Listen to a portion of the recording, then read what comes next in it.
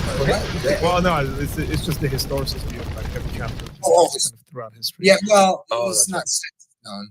There's different views on that, but I do think historicism is correct. But yeah, I would assume so. I won't get into that. But what do you guys see anything about the structure? What do you see in the structure of the book? Anything interesting?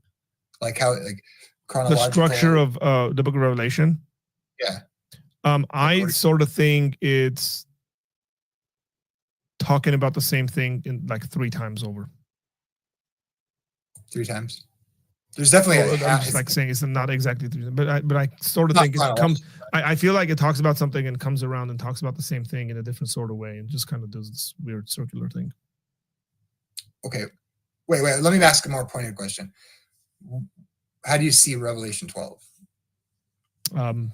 Gee, I have it memorized. Let me just spit it out because I don't. That's the woman. The woman and the dragon.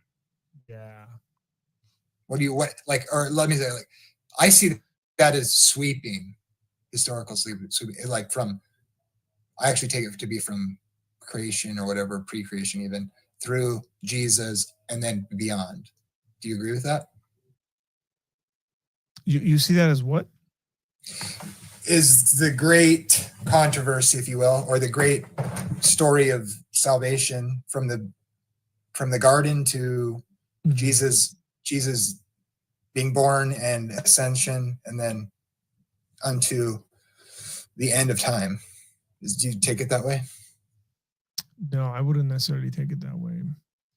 I'm curious. Like, or I can say, who is the woman? Who's the woman? Do you think the woman is Israel, Nick? No. Here's the issue with the woman. Say it like that on the show. It's getting clipped, bro. That'll come back to bite me in the butt. I'm gonna send that to Braxton Hunter and say, here's the egalitarian guy that was on your channel. He said, this is the problem. Here's the problem with the woman. Is that I see the Israel motif, and I think it's valid in the sense of I don't think it's unreasonable. For me, I think she represents an amalgamation of Eve and Mary. Okay. And so I think instead of saying it's one thing, I think she's a composite symbol that fulfills different functions in terms of narratival epochs or points of existence. So in the case of Mary, it makes good sense, but not exclusively Mary. And it makes sense as a reference to Eve, but not exclusively Eve. And then Israel, I think it makes a subsidiary point about Israel, which I think is perfectly fine. But I read Revelation not as a commentary, or I read Revelation rather as a commentary on human history with divine intervention, so to speak. And so for me, welcome to JJ's. What do you have? I'll have a number one. One NFL on CBS streams live on Paramount. Would you say it's more like a symbolic? Would you say it's like the more symbolic view? No, because symbolic almost seems to imply a detachment from history. For me, it's more of a way of understanding history or contextualizing history. So it's kind of on the one end, you have Revelation seen from the ground up. At that foot level, you're in it in the mix. But you also see Revelation as John sees it at the 30,000 foot level and at the 1 foot level. And so that can explain the different aspects or sequences of events that seem to have a lot more visceral impact versus scenes where he kind of glosses over details.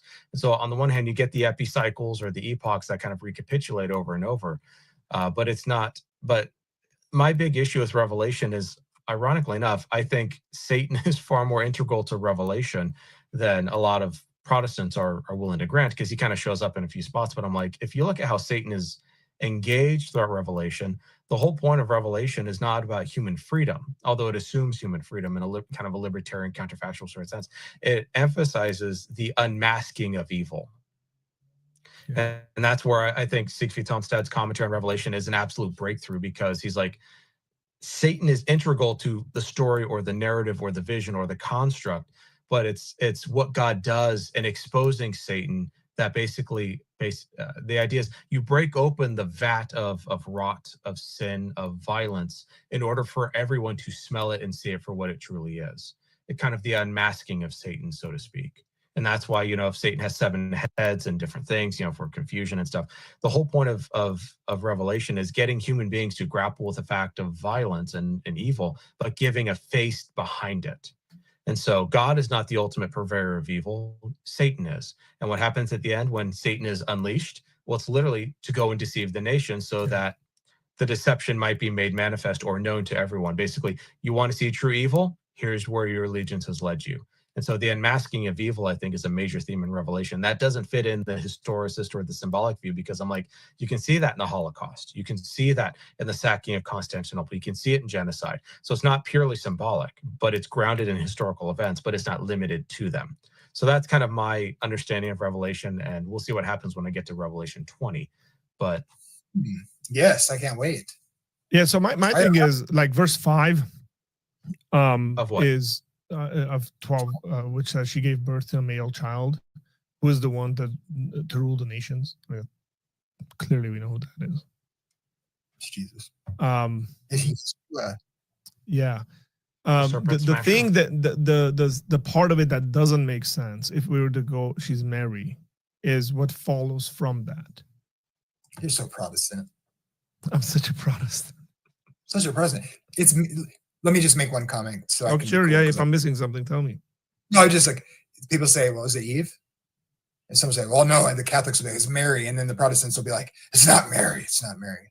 It's Israel. The dispensationalists will say it's Israel, it's all Israel. And it's like, it's the church. It's like, no, the answer to all those questions is yes. That's what I say. Well, yeah, that's a little what I've been saying. Yeah, I'm with you. Yeah, I mean, like, that's fine. I guess that's fine. I don't like it, but it's fine. You can say yes to a bunch of stuff. Well, it has to be Mary if that is Jesus, because she's the one that gives birth to him. But it's not like because the Catholic Virgin's true and she's the Ark of the Covenant or something silly like that. Not that she's not. I'm not afraid of that because of Protestant leanings on Mary. You know, like for me, it's actually it's the symbolic language of the sun, the moon, the 12 stars, which sounds like Joseph, and his whole vision about the entire family, which is essentially Israel. And I don't necessarily have a problem with Israel being personified as a woman, which she is regularly in the Bible. And that even Mary as an Israelite giving birth to the Messiah, encompassing all of Israel in that act. I don't have an issue with any of that stuff. To say it's, if somebody were to argue this is Israel and Mary, I think that would, I could understand why they would go that direction. So I wouldn't have an issue with that. It's God's people, you can say. I mean, sure, yeah. I mean, but there's actual historical things spoken about, right? It's like there's this child born who's caught up. He's the one who's going to rule the nations. I mean, with the rod of iron and all that. Yeah. And the dragon tried to eat him when he's born, which is totally what happened. Yeah, we know who that is. 7 heads, and Herod was like. And if you think about it too, all of those Mary, Eve, Israel can be true, but not simultaneously. So in the sequence of Revelation 12, you can see Mary in a sequence of it. Then you can see Eve fulfilling a sequence of the chapter, and then the people of God, you know, whatever, however we want to construct that. So it's one of those. It's yes, but not simultaneously. Yeah. And so that's where I kind of go. Is I think that kind of captures the nuances, the intertextuality, the theology, the historical context, without kind of terrible term, flattening it out in favor of an overriding thing. It allows the text to speak to each instant just on its own terms at a specific event or counterpoint. And so, but that's I'm cool with that. It's kind of flat Earth like, ish, Yeah, you need to have mountains on your flat Earth. You need orbs, and you're flattening the orb or the diamond shape. It's more diamond, yes. But you're good. It's true. Like they're not. It's it kind of has a historical flow through it, but it's more than that in the imagery. It's like punctuation, which makes sense with apocalyptic literature. That's the whole point. Right? No, it's not apocalyptic. Haven't you read Tommy Ice on that? It's not apocalyptic. Never mind. Dude, I was so here's the thing. There's something about me that I think you guys probably should know, and people should generally just know. So when I became a Christian, so before I was a Christian, this is also why people like Billy Carson get on my nerves, is because I really liked people like that before I was a Christian. Like Nostradamus was the guy that I was like, oh, Nostradamus secrets. I got to find this out. What's going on, right? So I become a Christian. And in the first 2 years of my brand new Christian walk of like not knowing anything about the Bible. Like I read the book of Revelation like 5 times because I was trying to figure out when the world was going to end. Right. And like I was the guy that was like online, like, is Vladimir Putin the Antichrist? It's actually the Prince of Wales, and all these like people. So like I was so into that stuff. And then I went to Bible college, and then I took a class on Revelation because I was like, I'm at Bible college. They're going to tell me the answer to this. I took a this is like the most anticlimactic story on the planet. I take a class on Revelation, and the guy's full on dispensational. He's talking about the heavens literally getting rolled up like a scroll, and this is what and so, and I was like, and the thing is that not that I didn't believe him, like I was interested in all that stuff, but at the same time I was taking classes that were teaching me how to read the Bible. Mm-hmm. And so I was scratching my head about the Apache helicopters and all that stuff and kind of going, how would someone in the first century have read this? Like, what are they thinking? What was the meaning? It had to have a meaning. Mm-hmm. And that's the reason why I kind of like went away from that, like very slowly, to saying, okay, I think quite a bit of this stuff is fulfilled in the first century. Like Christ is still going to come back, obviously, and became a lot more open to like, let me understand whether it's like all Christians can apply throughout history, or even specific to that generation that was going through that, and using the apocalyptic literature to talk about the triumph of God's people over evil that confronts them. So that makes it both historical and theological and apocalyptic as well. So you can take historical events, and then it also goes, it's sort of like the psalmist saying, God, I'm going through all this hardship. Where are you? But your faithfulness is forever because you brought us out of Egypt, right? Like, so there's a historical event of something God did, and then this encouragement of it. And then so, but like when I went through it and I was like, okay, cool. Like I'm satisfied with this. And then I'm not going to get caught up into like, are the Israelites breeding the red heifers, right? Kind of like when people like get into that stuff. So, and I can't help it sometimes. So I just like close off myself to it because I'm like, dude, like I just like, can we just follow Jesus? Like, and he's going to come back.